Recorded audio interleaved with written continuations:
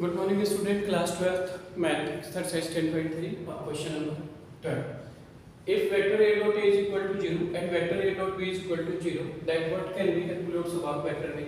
तो vector a dot a is equal to 0 आता है, vector a dot b is equal to b 0 है आपका.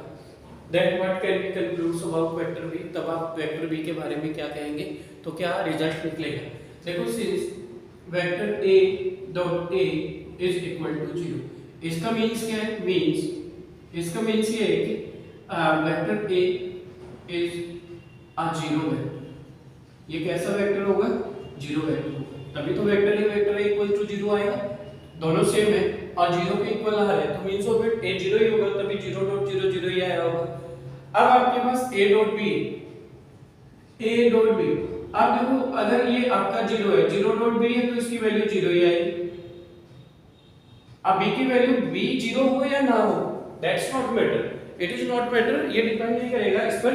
अब आपका 0 इनटू आ रहा है. जब a हमने डिसाइड कर लिया फर्स्ट वाले स्टेटमेंट से कि वैल्यू ऑफ a जीरो है, यहां पर a का वैल्यू जीरो है, तो b का वैल्यू जीरो हो या नहीं हो, इसका आंसर तो a dot b equal to zero ही आएगा. b की वैल्यू 10 है तब भी 10.0 जीरो ही होने.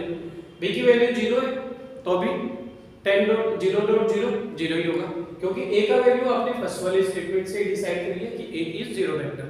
तो इधर इट कैन बी यहां मेंशन कर सकते हैं and given a dot b आपका जीरो है तो देयरफॉर b के बारे में पूछा था, क्या रिजल्ट निकाल सकते हैं?